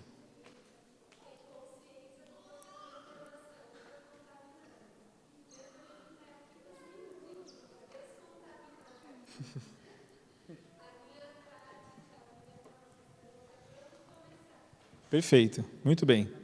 A pergunta é professora de educação infantil e aqui está dizendo, dando um testemunho aqui, reconhecendo que ela tem noção de que a sua formação não foi a melhor possível. A minha também não foi, tá? A minha foi 99,9% ideológica, né? Por quê? Porque quem for professor, se ele gostou de alguma coisa, não vai gostar do que eu vou falar aqui agora, né? Por quê? Porque ele só viu Piaget, Vygotsky, Steiner, Pestalozzi, Montessori, Pierre Bourdieu, Paulo Freire, e uma série de pedagogos, são sempre os mesmos, em toda a universidade brasileira. Olha, são mais ou menos 10 os pedagogos citados na universidade brasileira. Vocês imaginam que em milênios de humanidade só existiram 10 pedagogos no mundo? Não. E esses 10 que são citados, eles estão aí, pelo menos nos últimos 200 anos. Não tem ninguém lá para trás. Olha, não tem ninguém lá para trás? Será que não tem ninguém que seja de grande valor nessa área? Então, o que eu te digo é o seguinte, concretamente, algumas dicas.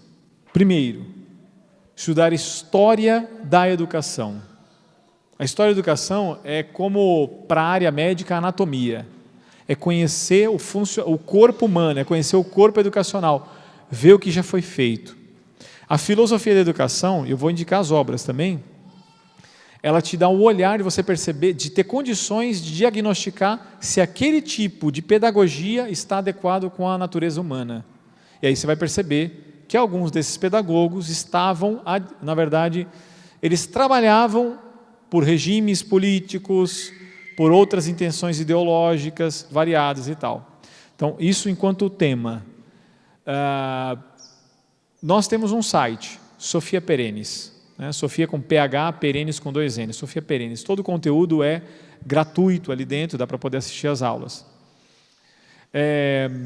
E também, além disso, que eu posso deixar também, que nós temos vários outros cursos que estão acontecendo, né, conosco. Então, aí eu vou deixar, porque eu ia esquecer disso, que era o meu WhatsApp, e é inclusive me mandando a mensagem, de repente com alguma questão, ou algum pedido de material, ou coisa assim, enfim, orientação, eu posso dar. E aí, se não tinha, pode anotar, porque depois eu posso mandar as fotos dos livros, conteúdos de aulas e mais aulas, porque só tem um caminho de um educador, um caminho, né? Ou seja, uma vida de muito estudo e profundo, unido àquilo que Pio XI vai escrever na encíclica sobre a educação. Uma vida de muita oração também, porque é insatisfatório só o estudo, ou seja, é uma busca de união com Deus. Muitos não têm isso e não sabem o quanto que não se ilumina a mente do ser humano, né? O padre Kenneth, do movimento Schoenstatt, escreve um livro sobre linhas fundamentais da educação e ele fala sobre essa vida de oração. Eu poderia explicar o porquê que a oração na educação faz uma diferença, mas não dá tempo de falar sobre isso. Mas o WhatsApp, então, para quem quiser anotar, o código de São Paulo é 11, o telefone é 97588 4240, 97588 4240, com código 11. E ali eu posso dar mais indicações de obras, de cursos, coisas assim, a trabalharmos juntos. E a escola está sempre aberta a receber professores lá, tá? Tem muita gente vindo do Brasil afora lá estudando com a gente. Nós não cobramos as formações. Na verdade, a gente está interessado em ajudar o Brasil, né? Tinha mais alguém com alguma pergunta que eu não vi? Alguém levantou o braço e eu não vi. Dá para poder fazer uma última, César? Tem uma pergunta aqui do canto. De quem? O povo aqui do canto pergunta, está rebombando na internet esses últimos dias que o senhor será o futuro ministro da educação do nosso país, né? Então, o povo quer saber. O povo quer saber, né?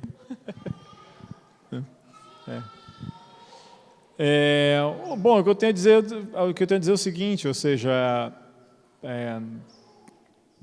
bom, eu conheço o presidente Bolsonaro já de longa data, né?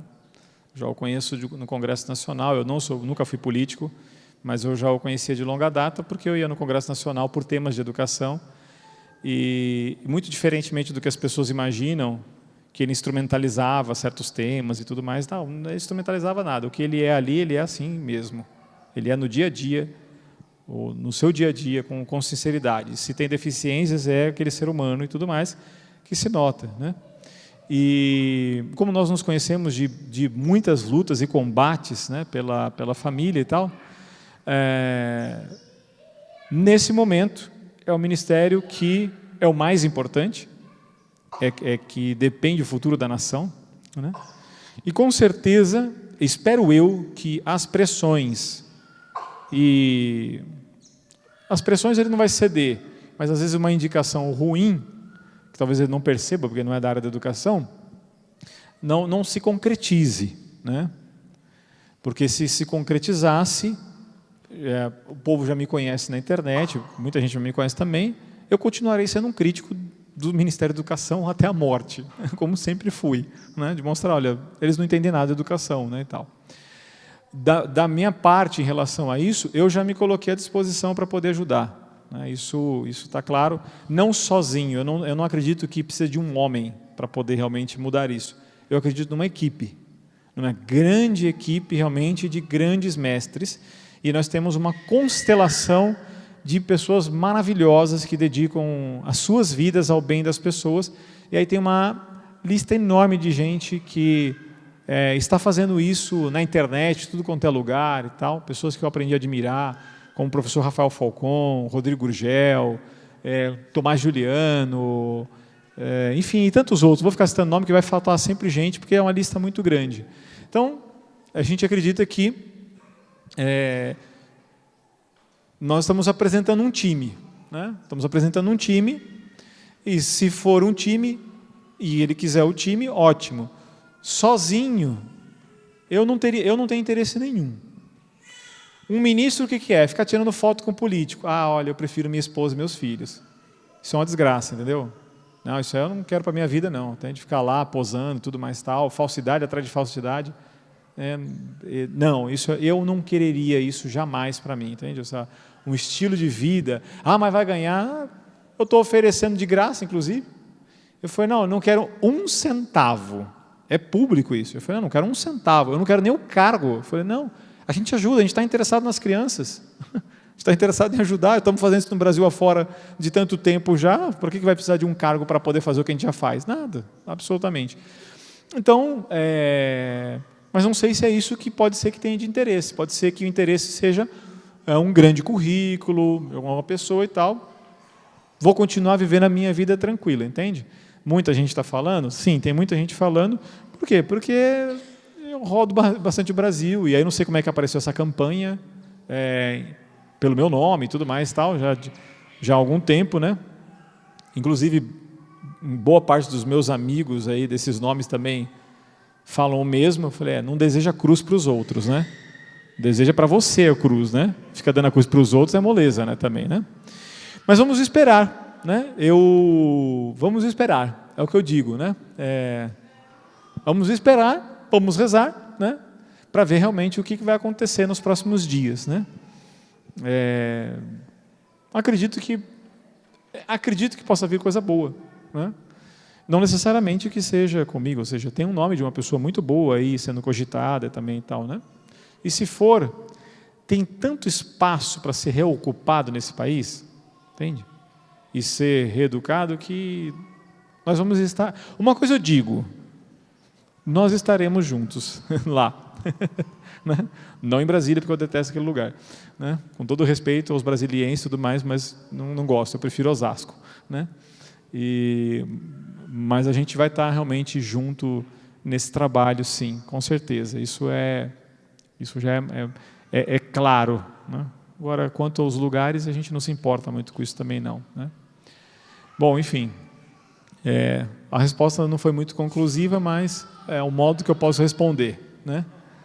Eu digo que é um prazer vir aqui de verdade, tá bem? O tempo é muito escasso para poder desenvolver ideias, tá? Para poder realmente aprofundar temas. Eu estou acostumado a dar curso de dia inteiro para poder aprofundar os temas, né? E para mim é até melhor, porque dá tempo de estruturar a colocação. Por isso eu digo, os livros são muito bons, os livros são importantes, porque às vezes não sou feliz na construção, e aí pode ser justamente com o livro adquirido isso.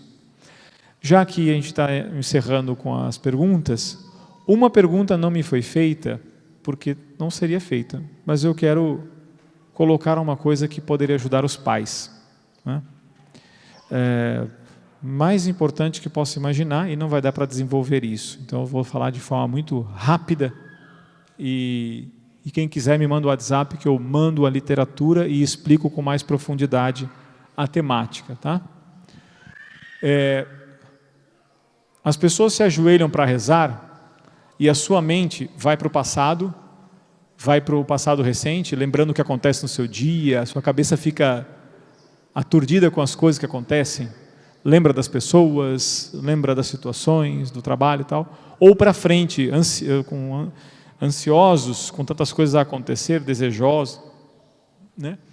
E isso só acontece porque nós não compreendemos o que é a oração. E nós muitas vezes não teve alguém que nos educasse a realmente falar com Deus. São João Cassiano, no século IV, ele fala de uma coisa que ela precisaria ser extirpada da nossa vida, e ela é simples. E ela faz uma mudança gravitacional interiormente, na nossa mente, na forma de ver o mundo e no nosso contato com Deus, que é erradicar, por incrível que pareça, e é possível, erradicar a maledicência, parar de falar mal das pessoas. Para o mundo, de modo geral, isso parece uma coisa boba. O que isso tem a ver? Isso tem a ver o seguinte: quando nós nos debruçamos a falar sobre uma pessoa, é só o termômetro de imaturidade, que nós não sabemos lidar com a diferença da pessoa, do que ela fala, do que ela é e do que ela fez.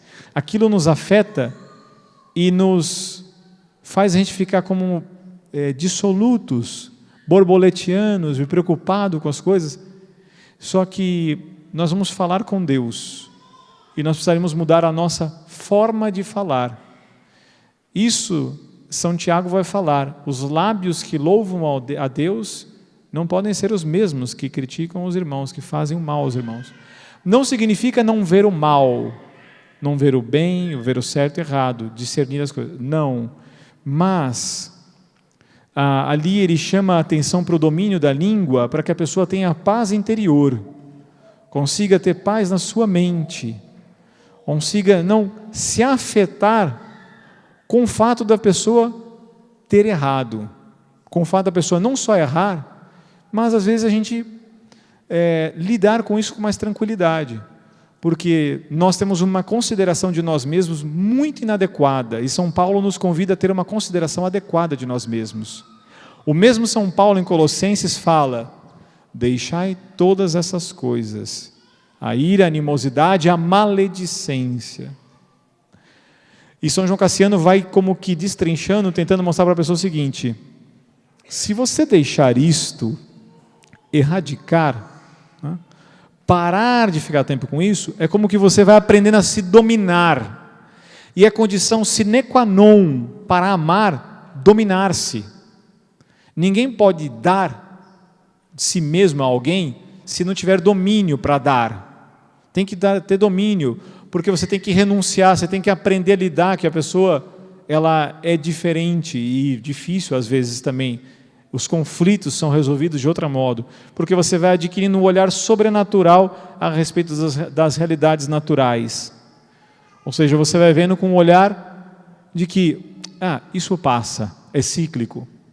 Ela está assim hoje, amanhã pode ser melhor do que eu, né? E eu tenho que ajudá-la. Senão, não vai acontecer o que São Paulo fala em Filipenses 4:8, que vai falar o que deve ocupar a mente do ser humano, do homem e da mulher. Ou seja, as coisas que são puras, justas, amáveis. É São Paulo falando isso. Ou seja, a minha mente não deve estar borboleteando sobre a vida das pessoas, sobre falar sobre elas, que elas não são tão boas como eu acho que deveria ser e tal. Nem perca tempo com isso. Pode parecer difícil, pode parecer quase que impossível, mas por incrível que pareça, a oração vai melhorar muitíssimo da pessoa. Se ela começar tirando um hábito muito ruim, um único esforço na tua vida, um único esforço sobrenatural, fará com que você tenha muito mais força junto dos teus filhos, porque você está fazendo um esforço que nem ele nota. Mas isso dá força moral, autoridade, porque há uma luta de virtude, de adornar a alma com alguma coisa que agrade a Deus. E quem agrada a Deus são aqueles que praticam os seus mandamentos, que guardam seus preceitos.